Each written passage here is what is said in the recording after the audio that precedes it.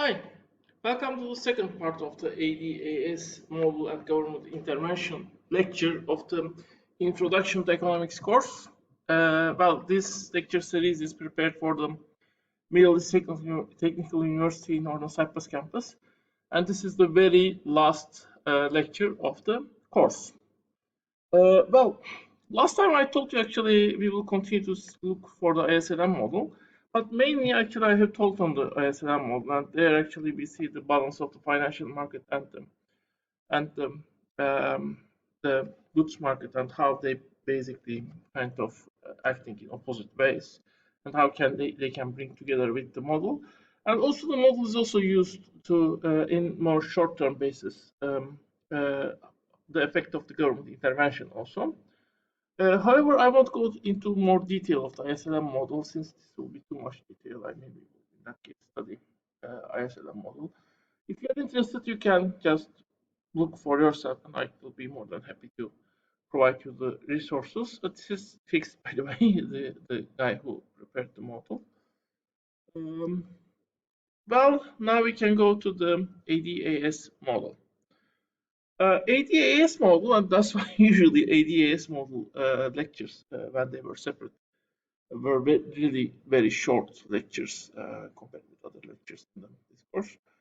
Uh, Very much resembles the demand and supply model. Actually, in terms of its background, there are some differences, but the dynamics are very similar with one difference. There is actually two aggregate supply curves in this model. One is short run aggregate supply, the other one is long run aggregate supply. Aggregate demand is just like the usual demand curve. It is negative slope, and it's representing financial markets and the goods markets together. Actually, its slope is kind of based on the effect of two markets together, uh, but still very similar to the usual demand curve, but different dynamics takes in place. Although those dynamics themselves are relatable. The curve itself shows the demand for all goods and services in the economic system. Similar to the demand we have seen in the initial goods market chapter, but as I said here, we are thinking some additional dynamics also.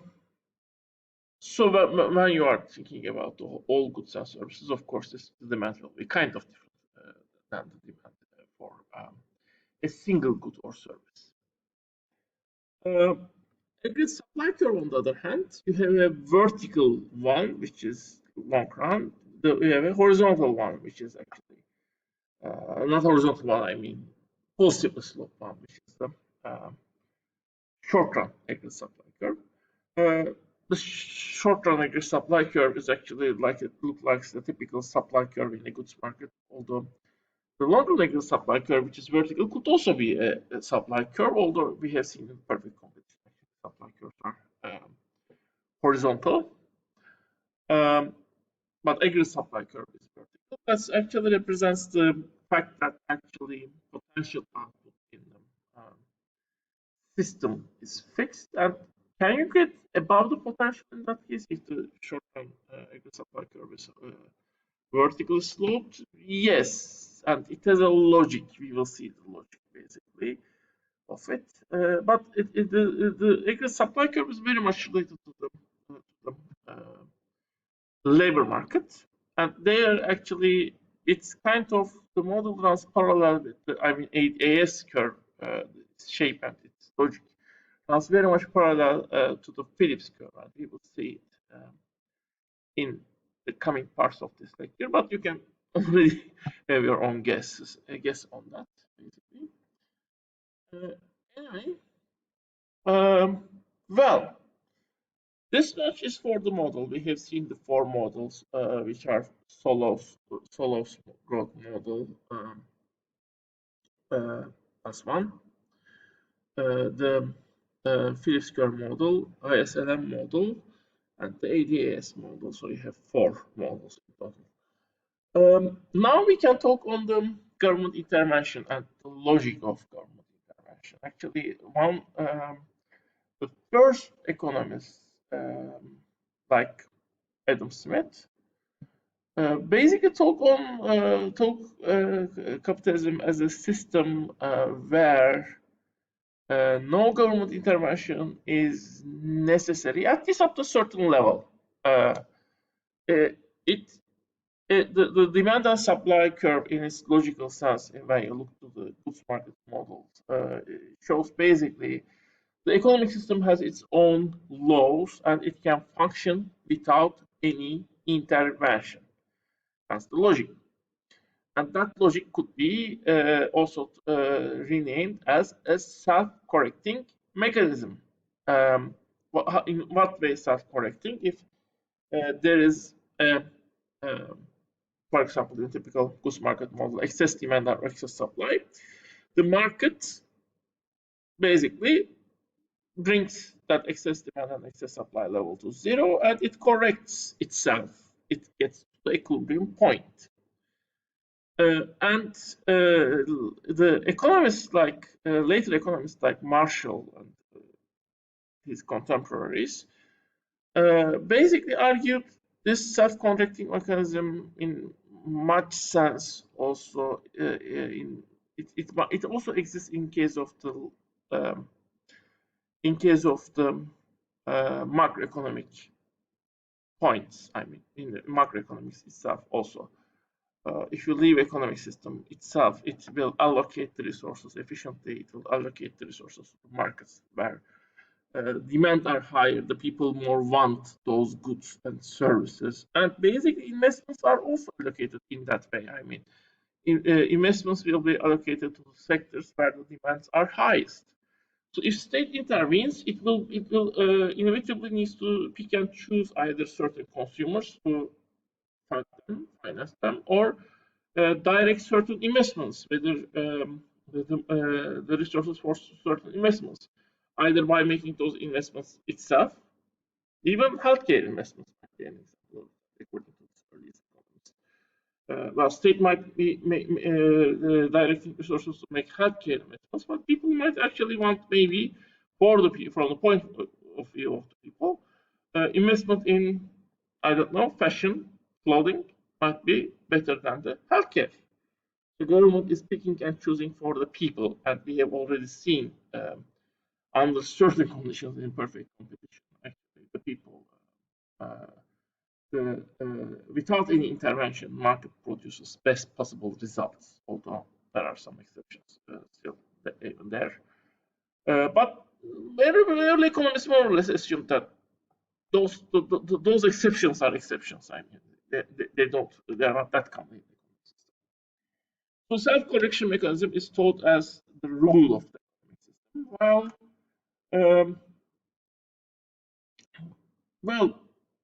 Interestingly, Marshall and other economists, they have a lot of writings on how government spending might destabilize or at least decrease the efficiency of the economic system, basically.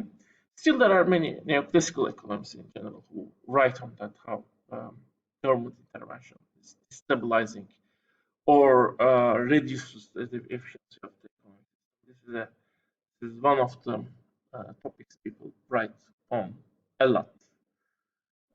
Actually, there's a political economy which was actually developed by Marx and Engels, which is actually the way political economy is understood by radical economists. But recently, some neoclassical economists have formed another field called political economy. I don't know, maybe how much it goes back, because I personally think it is not that much. The articles there are not deep enough, in my opinion, from my perspective at least. But they basically, the articles I have read at least were basically showing that how government intervention is reducing the efficiency again, mostly in the economic system, basically. Well, anyway,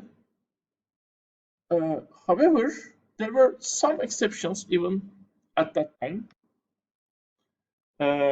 and one of them is the financial system.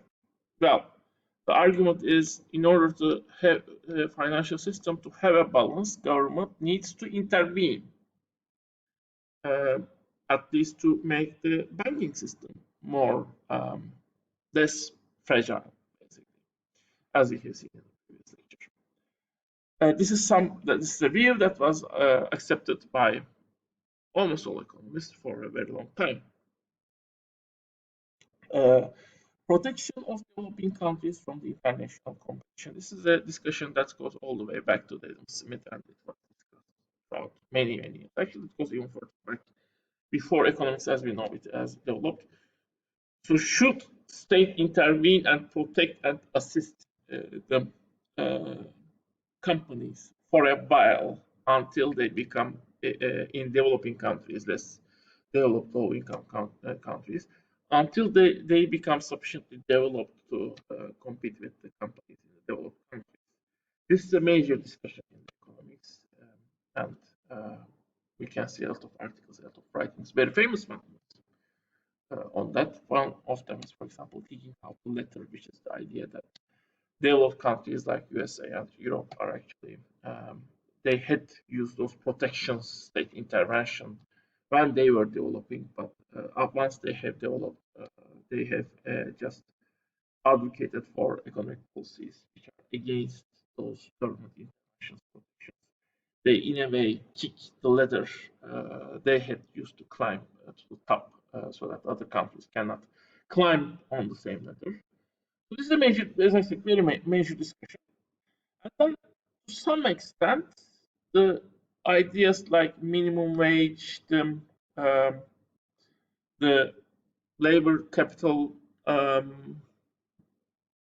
well, uh, being intermediate between labor and capital disputes, those things are also considered, or the maximum labor working time. Those things are also kind of discussed, at least in economics.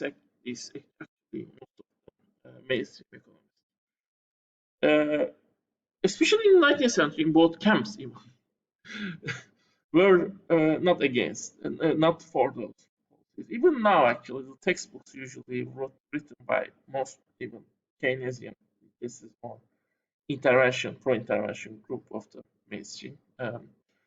They are usually claiming, for example, the minimum policies like minimum wage are creating unemployment.